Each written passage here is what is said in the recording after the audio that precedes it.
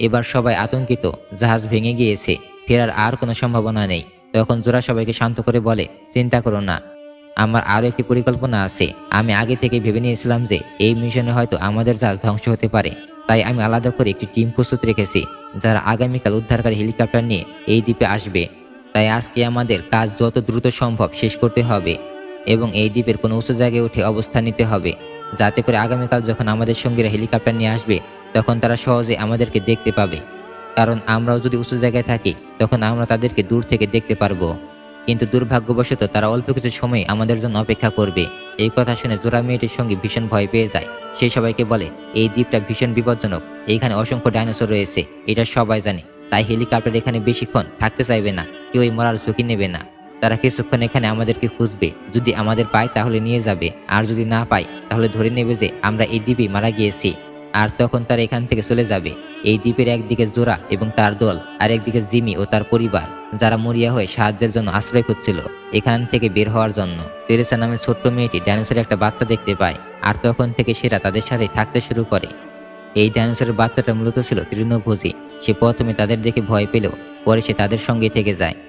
এরপর তারা একটি বোট পায় এবং বোটে করে তারা দ্রুত সেই স্থান পরিত্যাগ করতে শুরু করে, কারণ পেছনে সেই ভয়ঙ্কর ডাইনোসরটা রয়েছে যেটা তাদের পিছু করছে।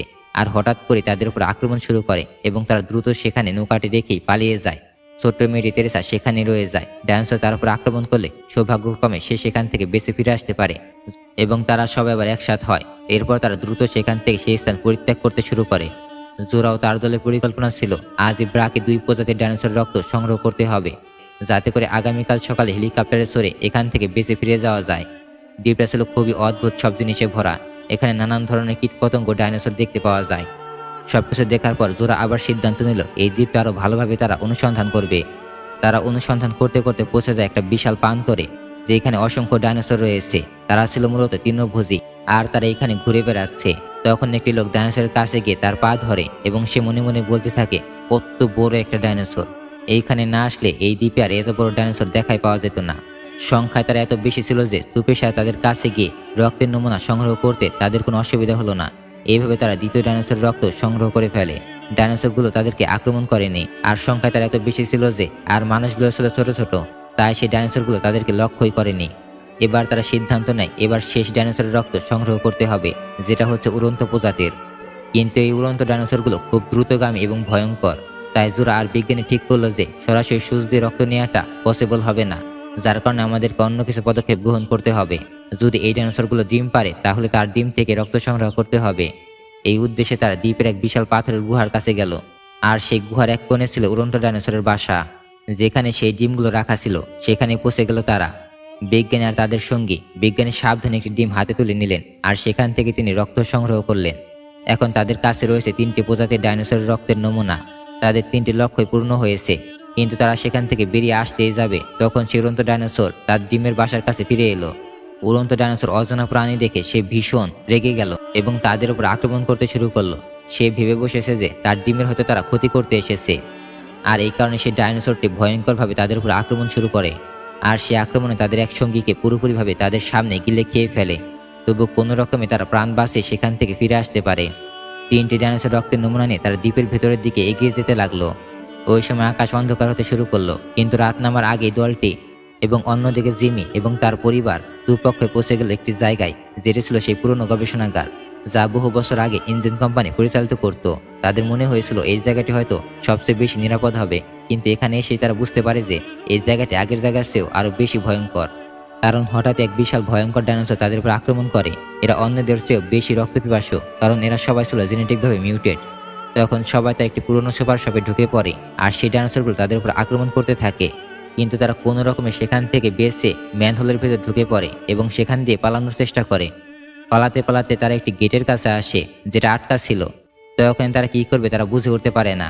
তখন তেরেসা নামের মেয়েটি ছোট্ট হওয়ার কারণে সে সহজে বাইরে চলে যেতে পারে এবং সেখানে গিয়ে দরজাটি খুলে দেয় এবং তারা সবাই সেখান থেকে বেঁচে ফিরে আসতে পারে। কিন্তু প্রতিমধ্যেই দেখা যায় আরো ভয়ঙ্কর বড় ডাইনোসরটি ফিরে এসেছে, কিন্তু তারা সৌভাগ্যবশত সেখান থেকে বেঁচে ফিরে আসতে পারে। কিন্তু ঠিক এর পরপরই মার্টিন তার আসল রূপ দেখায়। সে 3 ডাইনোসর রক্ত ভর্তি কন্টেনারগুলো নিজের হাতে নিয়ে নেয়। পকেট থেকে বন্দুক বের করে সবার দিকে তাক করতে থাকে। সে হুমকি দেয় যে যে কেউ আমার সামনে আসবে আমি তাকে গুলি করে হত্যা করব।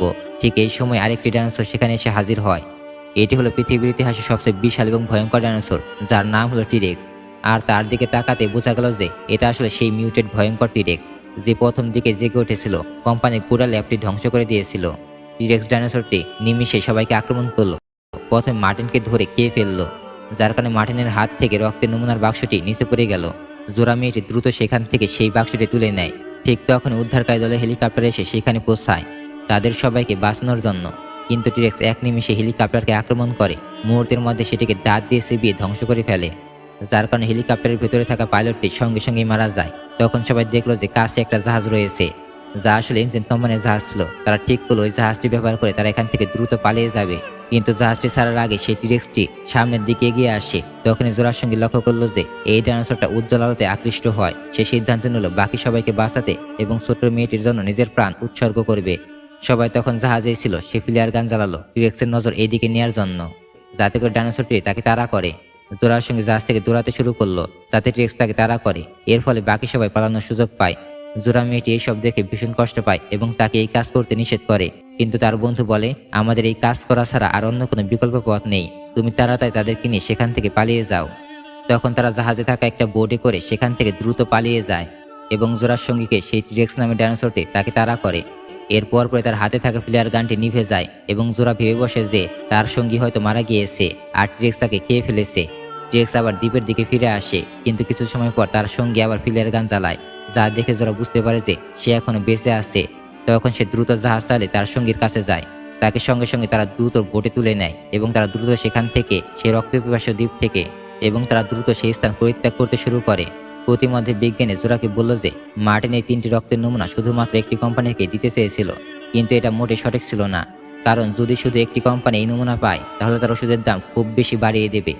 তখন দরিদ্র মানুষেরা এই ওষুধ কিনতে পারবে না, শুধু ধনী লোকজনই কিনতে পারবে এবং একটি কোম্পানি শুধু লাভবান হবে। সুতরাং তারা সিদ্ধান্ত নিল যে এই রক্তের নমুনাগুলো ধীরে ধীরে অনেক কোম্পানির কাছে তারা বিলি করবে, যাতে করে সব কোম্পানি ওষুধ বানাতে পারে এবং দরিদ্র থেকে ধনী সবাই ওষুধ কিনতে পারে। এইভাবে তাদের মধ্যে কথা বলতে বলতে আমাদের এখানেই অসাধারণ সিনেমাটি শেষ হয়ে যায়। মুভিটা কেমন লাগলো কমেন্টে জানিও, লাইক করে সাবস্ক্রাইব করতে পারো যদি তোমাদের ভালো লাগে। Thanks for watching this video. আসসালামু আলাইকুম, আল্লাহ হাফেজ।